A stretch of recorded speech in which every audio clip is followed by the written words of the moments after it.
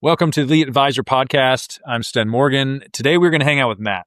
Matt is a professional speaking coach, and he was an advisor before, but he found his passion in helping people learn how to communicate better.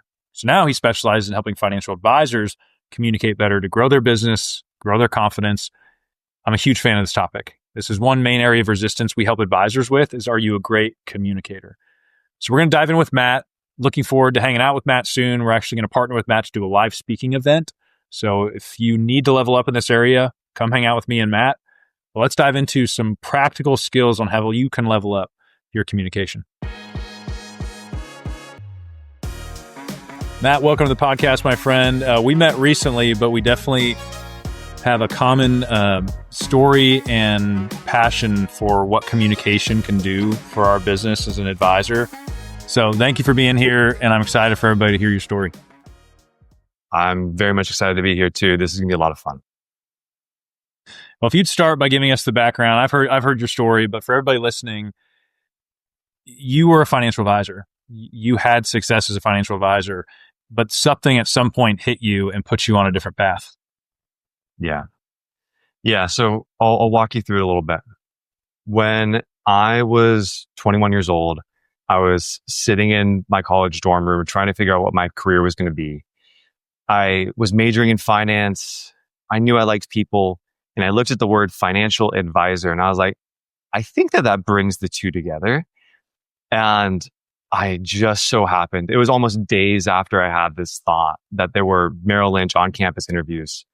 I walked in, somehow talked my way into it, and got placed on arguably the best team I could have ever been on my entire life. I have so much love for those people, so much love for this industry. They helped me become who I am today. But about 7 years into this, I'm having a lot of success on the team. I'm about to be groomed into a partner and really helping to take over the practice.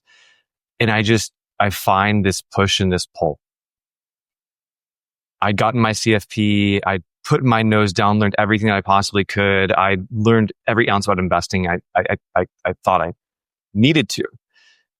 But once I had finished grinding, I realized that I just wasn't going home to learn more about what I was doing. And that felt like a ceiling to me, a ceiling that didn't quite feel right. And there was this struggle going on internally of, is this my career path? But I love so much about it. I love advising. I love the people. I love the relationships. And then someone asked me the question of, well, why aren't you charging people for the help you're already doing with communication? The underlying theme going on behind all of this was this idea that I had at 21, same time, that we are only seen as smart as how well we can communicate. And I used that realization to pour all this intention into this speaking craft. And I loved it. And I learned so much about it and I helped so many people through it, but I never saw it as something that I could bring to the world. That question sparked a huge realization, one that I haven't been able to let go of, but still underlying all of that was this love I have for the industry and the people. So I decided that I would turn what was my true rooted passion to help the people that I grew to know and love.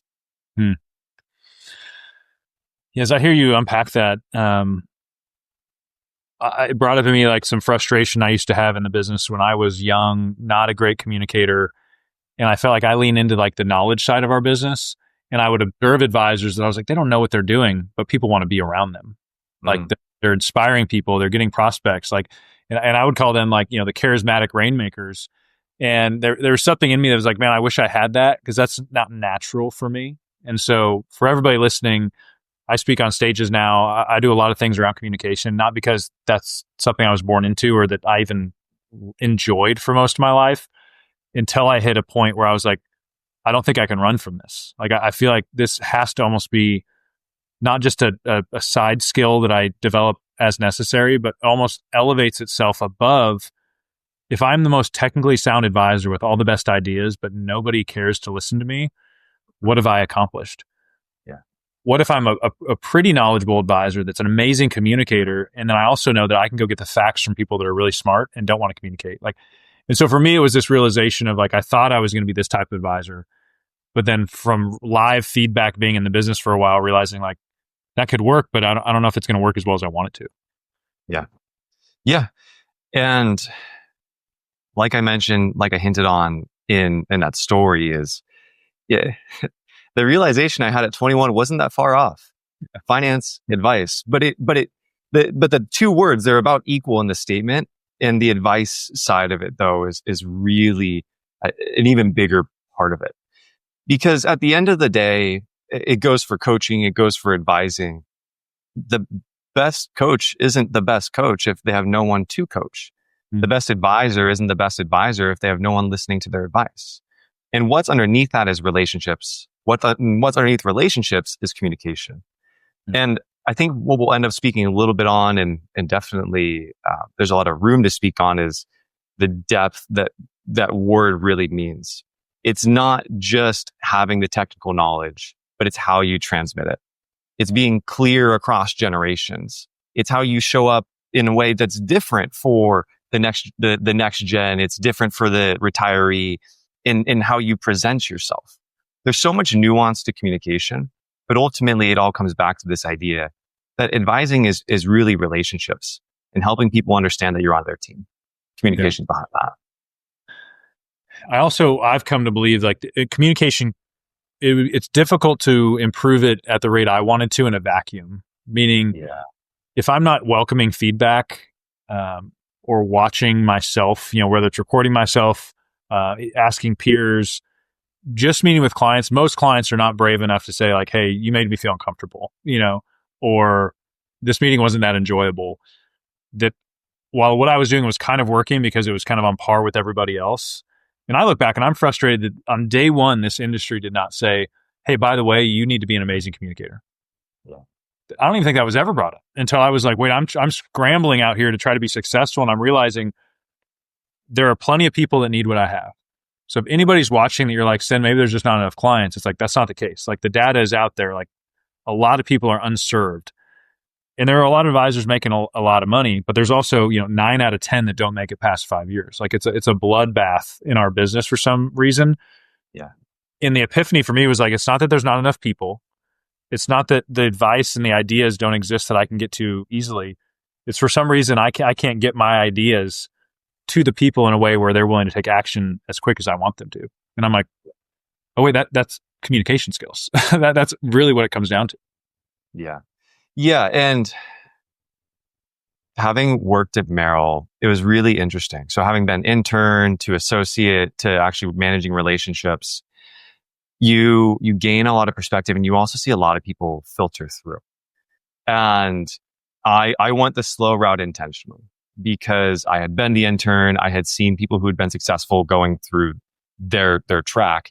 And it was rarely the people that just got thrown in. Doesn't mean that they can't. And by all means, those are the people that I ended up seeing that truly ended up being successful, but they were such a small percentage because you get thrown in with so much to handle. It's understanding markets, it's understanding how to give advice, and it's understanding what to communicate, how to communicate it. And I think that, I think there's a lack of understanding in how to groom people to actually succeed in those roles. And I do think that there's intention being put into it, but what you're hinting at, I think, is the part that is missing. And it's missing from so many places. I don't want to get parabolic, but I wish I could have had this training when I was in school. Okay. I wish I could have had this training in so many different areas. And there were bits and pieces of it, but a lot of it was me driven. It was a subtle piece of me that saw this as being important from a young age that allowed me to take those opportunities. But it was rarely that someone was guiding me to say, hey, this isn't some soft skill, it's a life skill. Yes. No, I love, when you've said that to me the first time, the life skill side, I reflected and I was like, man, this has helped me with leaders, mentors that I'm around, with friends, with family. And it is one of those avenues I found, kind of like with the emotional work and emotional intelligence work I've tried to do in my life, that like once you get down a path, you kind of, your eyes are open to like how far most people are behind. Yeah. And not that they don't have it, it's just they haven't done the work, so they don't even know what you're talking about. Yeah. And when you start communicating better and you see the response you get from people, it truly, for me, is one of those things like once you start going down the path, like you're kind of changed. Like you'll never go back. And every step you take, you're like, I can't believe I used to hang out back there. And then it just kind of opens up the next level and the next door for you on like truly what this can look like. Yeah. And you just hit on something that I actually wanted to pull earlier. So I'm now excited to talk about it, which is you mentioned how as a new advisor, it's hard to walk into these meetings and really be able to reflect after the fact on what happened, what didn't go well. But the more that you place your awareness, your intention into your ability to communicate, the more you're actually able to coach yourself after these moments to get better. It's like there's a certain level of baseline knowledge that you need to accumulate where you can then start coaching yourself. And that's an exponent in and of itself. I genuinely feel like there's this, I can reflect even on meetings that I had back when I was at Merrill on what I didn't understand of what broke down, but I can see it now just because I've gone through that practice so many times. So it's something that you put your intention into, but it really does build that awareness around it. And then that's when you can start really coaching yourself. It was encouraging for me is I think communication early on, I look back to when I was in college. I think probably before college, I didn't even think about the way I spoke. It was like, I just spoke my way through life based on the way I'd learned how to do it. And every once in a while, it would not go well. Very rarely did it probably go amazing, but it just worked enough. And so it was probably college when I was forced into some communication interactions where I was like, I have to prep for this. And then eventually heard about things like StoryBrand, where I was like, wow, there's frameworks to this, that it's not this nuanced thing that kind of works for some people and kind of works for others. No, there's like some foundational truths that we can like practice and learn. How do you in our business deal with objections? Well, what we talk about at EAN is like always respond in the affirmative. Oh, no, I'm glad you have another advisor. Oh, I'm glad you think your CPA is doing that, but have you thought about this? I'm like, that little breakthrough of like every objection is just an opportunity to be like, no, I'm glad you see it that way, was huge for me. And so I think one of the reasons, and we're together going to partner up on a communication event for November, and we'll get information to everybody listening for that event, is a 2-day intensive, like come learn how to speak well, how to communicate, to pull people in, that's part of prospecting. And then when you have their attention, to create urgency, which for me, I look back when I was a young advisor, I'm like, man, when I would have somebody in the underwriting process for 6 months and then they wouldn't take action, or I'd have somebody talk to me about their investments for 3 or 4 months, but never actually pull the trigger. I was like, how much time was wasted? And I spent a lot of time being frustrated with them until I finally said, like, I think that's probably a me problem. Like the fact that they're not urgently taking action means somehow I missed in creating that urgency when I communicated it. What are you seeing with advisors? Because now you focus. You've said, I've done it. I get it. I've lived your guys' life. And there's such a need for this. And you were the only person I have found that says, I focus on communication for financial advisors in this space, which I was so thankful for. But what are you seeing now? Like you're in this space. Is it as bad as I think it is? I mean, because it does not feel good. But what are you learning? What I've learned is their baseline. There's a level of understanding. I think when you talk to advisors, and backtrack a little bit, when I talk to advisors and tell them what they do, there are so many that look me straight in the eyes and say, I can't believe more people aren't doing what you're doing. Because yes, there is this understanding that there are these gaps. There's these gaps, and that's where I teach from. We'll talk about those in a little bit. But I also think that a lot of people understand that it's a huge part of what we do. Or well, I guess I can't say we anymore, but what you do. Mm-hmm. But the challenge becomes, I see a lot of awareness and I don't see as much response. Awareness is one of the most powerful things that we can have, but it's tricky. We make 35,000 decisions in a day. And when we don't know what to do, when we see something go wrong and we don't have an idea on how to tackle it, it can be difficult to incorporate that into our next step of our decision making. So a lot of advisors know that this is something to work on. But what they don't know is what are some quick and easy ways that I can immediately start building this awareness and having a response to it. And that's where I teach from. And what it's all boiled down to for me is advisors, communicators. I would think of these as the elite C's, elite 3 C's of confident communicators. Confidence. Are we actually able to show up in these moments with our own, like how we communicate to ourselves? Hmm. That in and of itself is underlying with this opportunity mindset that you said. And ultimately it's turning it from walking into meetings and just going through the motions to actually learning. Then are we clear?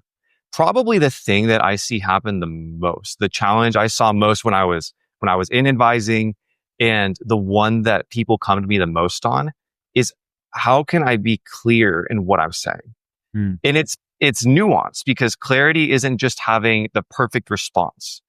It's having a response. It's having an idea. It's having a point in mind, and then being able to adjust it to who you're speaking to.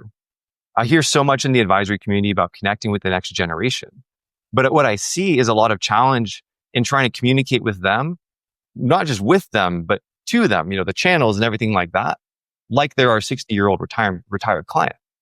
And finally, it's connection. And connection and clarity can come together in a similar way, but am I walking into this meeting truly showing that I care about them? Am I asking the right questions? Am I mirroring their emotions? And it's these 3 that everyone has different skills within, but I see there being challenges. And ultimately, those challenges stand in the way of trust. Those are great.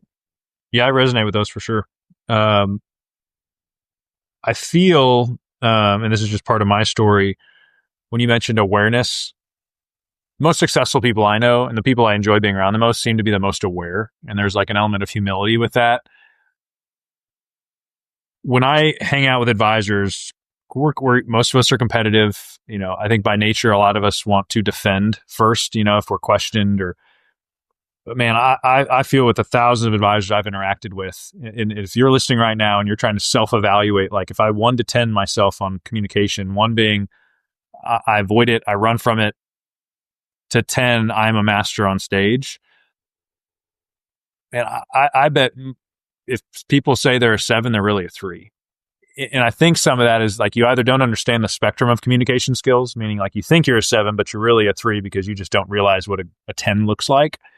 Mm-hmm. But I think for everybody listening, this was a breakthrough for me when I was willing to accept like where I truly laid on that spectrum. And so there was some humility in that, and saying, okay, well, what I'm doing is kind of working, but man, there's so much opportunity here. I'm not going to shame myself, but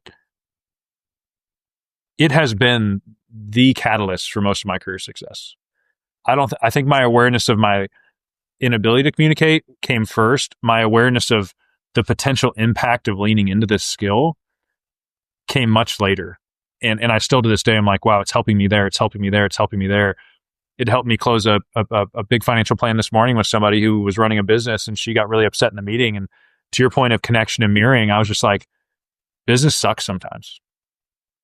And I at times feel like this is the greatest thing I've ever been called to like, wow, this is annoying. I should probably close this down tomorrow. And I was like, and sometimes I feel that in the same day. And she laughed, and so it was like, I couldn't have done that 5 years ago. I would have just tried to go to problem solving mode based on my discomfort of that moment. So it is hard. I'm sure you run into this where it's like, you almost want to like grab somebody and shake them to help them understand. And part of us doing that event together is like, we want to open people's eyes to like, no, this could be one of the best investments you ever make in your life is in this skill set. 100%. 100%. And I think the benefit that any of your listeners have is you're not listening from this mindset, which is occasionally, very occasionally, I'll come across people, and we'll get into this topic of communication because what I do is a little bit unique, and it just naturally sparks a conversation. And maybe we'll ask, oh, what are you working on in your communication? They're like, nothing. And maybe they don't say it directly, but they're like, nothing, I'm great. And if you can't look at yourself from the lens of understanding that there's room for improvement, then there's not. It's very much having the awareness and understanding we can improve. I have a coach myself, It's an ongoing process. It's so nuanced because life always hands us a different challenge that we're not always ready for. But having skills in place and the awareness to understand that we're not perfect is essential for our own personal growth and our growth within this business too. Now, if you don't mind, I want to just quickly though allow listeners an opportunity on, well, what can you actually do right now to begin building this awareness? And pretty simple. There's two contexts I want to paint, which is how do we how do we build awareness after a meeting? And how do we build awareness before a meeting? We'll go after first. I'm going to provide you with 3 stupid, simple questions. But if you ask yourself them after any meeting, you will actually begin this process of truly embodying an opportunity mindset and always be learning. What went well? What was challenging? What would I do differently? They're not some complex mix of questions, but the fact is you're actually taking the opportunity to ask yourself in retrospect, what could I have done differently? Even from the best opportunities I've ever walked into, the best moments, the best interviews I've ever done, I've always been able to find something. And it's having that in your arsenal is huge to being able to then improve. Now, what do you do before? Especially if you're going to come to the workshop. I mean, anyone can do this. We've got this beautiful thing called AI. Go in there and ask it. You can either get very specific and ask it to give you 10 advisor prompts or just 10 random prompts. Either of them has their own place, but you need 10 questions. Grab your phone and record and just go. Don't stop. Don't pause for perfection. Just go. You don't want to be perfect. And then sit back and watch it. Then after the first time you watched it, turn the sound off. Watch it again. Next time, close your eyes. Watch it again. What you're doing is you're seeing the full range of your communication and seeing, well, okay, where am I not perfect? Maybe it's the responses themselves, or maybe it's something that you're doing that's distracting. And once you have that awareness, you might see a lot, but just pick one. Pick one thing to work on. Trust me, that's all you need to do. That's great. So awareness is huge, but sometimes you just need to know what to do with it. And that's just a simple process that you can immediately begin improving. Yeah, I know for me, it is weird that the disconnect between how you think you come across and how you come across, I remember almost feeling like comical to record, to then when I watched it, it felt like I just had a little bit of energy. Yeah. And I was like, it felt like I was going way over the top, but then I watched it and I was like, no, that felt right. Yeah. And then it just took reps to do it. Yeah. When you think through the well, challenging, different, I'm trying to, on the behalf of our listeners, think through. I know a lot of advisors use filler words. Yeah. And some of the times for me that meant I need to be okay with silence, like pausing before I speak versus filling. What would you say to that specific one? Because I think a lot of people struggle with that. I feel really lucky because I think I have a good response to this one. When I told you that I spent my entire time in wealth management focusing on communication, it was in the arena of Toastmasters. And we've talked about it, you know what it is, but for any listeners that might not, it's a public speaking organization, great place. I learned so much from those people. And we had this member, I'm going to shout him out, Eric Roca. He was a CFO and just powerful communicator. He had this soft, deliberate manner to himself. And he one day stood up and he had the role of counter, basically the person that counts your uhs and ahs. And he said a quote I've never been able to forget. Filler words are a missed opportunity to pause. Pretty much what you just said right there. That's good. What does that mean? It means that a pause is incredibly impactful. It actually allows the room to breathe. It might even allow the clients a chance to think about what you're saying. But also underneath it is it reminds you something that I think I really want to hint on is when you use fillers, when you keep going, you don't allow these opportunities to pause. You don't allow an opportunity to listen. And what I saw myself do a ton heading into these meetings is making a lot of assumptions about the type of conversations we were walking into. I thought it was a practical conversation, meaning that they wanted advice, when in reality, they just needed an emotional conversation. They wanted to vent. They basically, when you don't have that opportunity to pause, when you don't listen, when you don't ask questions, you don't allow clients the chance to really tell you what is on their mind. So to reduce those fillers, recognize that a pause is arguably the most important sound in our communication. And beneath that, especially for advisors in these long-term relationships, questions, listen. That's the biggest thing I can give from that. Love that. All right, we're going to stop dropping mics right now because we're going to hold some back for our live event. But this is great. I love this topic because of how far I feel like it's impacted my life and where I came from avoiding this. I built my college curriculum to avoid public speaking opportunities. I am so excited when I see people lean into this and what it's done in my life. So I'm glad we were able to connect. Looking forward to hanging out and running our event in November. And then, if you are listening right now and you are avoiding speaking, if you are feeling resistance in your body right now to this topic, please take that as a sign of there's an opportunity to level up here. Absolutely. Beautiful. Thanks, man. We'll talk soon. Talk soon. Cheers.